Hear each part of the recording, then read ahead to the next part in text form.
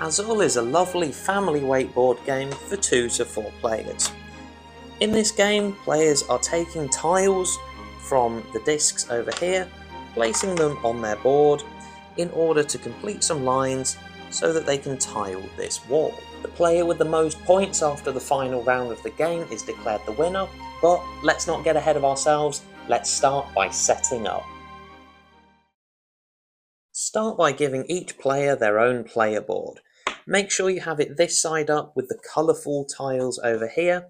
There is a variant of the game where you can play with the grey side, but in this video I'm going to be talking about the starter version in which we have the colour side up. Also, give each player a black cube which starts at 0, and up here is where you're going to be counting your points by moving that cube. That starts at 0. Next, take the first player tile, place it in the middle of the table, and then place some of these discs in a circle around it. For a 2-player game, you will need 5 discs like this. For a 3-player game, you will need 7 discs. And for a 4-player game, you will need all 9 discs. Next, take all 100 of these very tasty looking tiles and place them in the bag and give it a good old shake. Then reach into the bag, grab some random tiles and place 4 on each of these discs. Make sure that you do this randomly. And at that point you are set up and ready to play. Players are then going to take turns in grabbing some tiles from one of the discs, grab all of the tiles in the same colour and place them somewhere on this part of your player board. When you've done that, in this case I've taken the red tiles from this disc, all other tiles that are on that disc go into the middle of the board. Then it's the next player's turn. They then can do the same thing. They can take all of the tiles in a matching colour from one of the discs, or they can actually take tiles from the middle. Let's say, for example, that they want to take this black one here. They can take the black one, they can place it, in this case, anywhere along here. These 3 then go into the middle.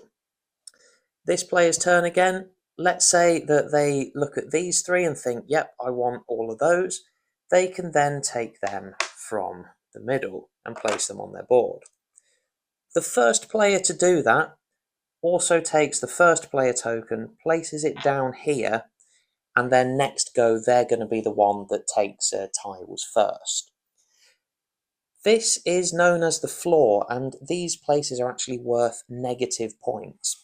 So if I was to take an example, let's say it's this player's turn next, and they want to take these 3 juicy blue ones. Again, that red one goes in there. And let's say they want to place them here where there's only 2 spaces. There's then one of these left over. That then basically falls down onto the floor. Think of it like you're tiling a wall. You've got too many tiles. You're trying to put too many tiles on the wall. Some of them are going to fall. Some of them are going to break.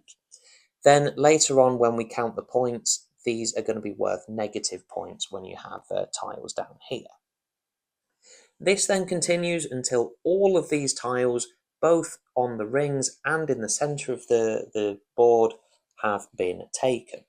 One thing there that's so important, I'd like to reiterate it, is that if I'm taking from this disc, for example, I have to take all of the tiles in a matching colour. So if I want the yellow ones, I have to take them both. I would not be allowed to just take one. Exactly the same is true when I'm taking from the centre of the board. If I want the red ones, in this case I would have to take all 4 of them. I wouldn't have the option of just taking 1, 2 or 3. It has to be every single one in the matching colour. And when all the tiles have been taken, it's time to calculate how many points you get. Let's say we finish with my board looking like this. I would then look at which of these rows I've completed. In this case, I've completed rows 1, 2 and 4. Rows 3 and 5 still have some empty spaces. So I'd look at the completed rows. In this case, let's look at the blue one. That then slides over to the space with the matching pattern. And in this case, because it is in a row of 3 tiles, this one would score me 3 points. The yellow one, again, I would move over to the space of the matching pattern. And in this case, This is actually a really good one because it is in a column of 3 and a row of 2. So this tile here would then score me 1, 2, 3, 4, 5 points.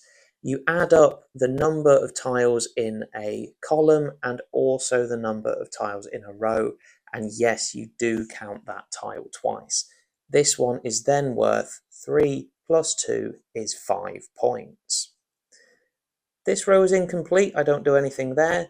This row here, I get to put this onto the square with the matching pattern, and this is then part of a column worth 1, 2, 3, 4 points, and a row worth 1, 2.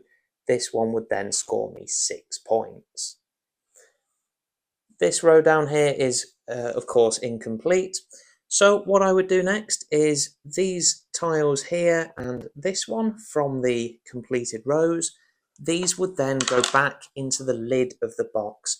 They don't go back into the bag, they go into the lid of the box until the bag is empty, then you refill the bag from the lid of the box. The incomplete rows 3 and 5 stay exactly as they are for the start of my next turn. And I would also get some minus points. As you get further and further into the game, there are going to become some limitations on which of these rows you can place your tiles. In this case, you see I've already done the blue one on this line, already done the light blue one on this line, and this line.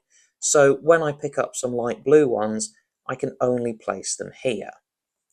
Similarly, if I'd just picked up some red ones, I wouldn't be able to place them here because when we get to the scoring round, that's already got a tile there. I can't put a second tile on top of an existing tile.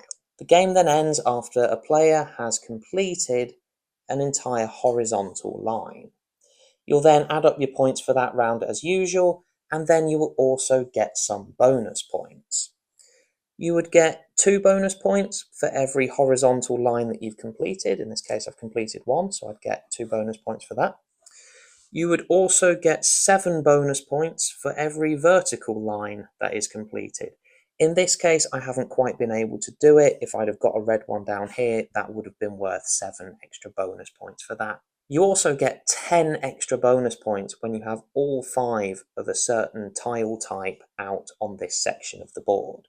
In this case, in the light blue case, I've got 5 light blue ones out there. That would get me 10 bonus points. And if you're now thinking that, oh, that sounds like quite a lot of adding up, don't worry.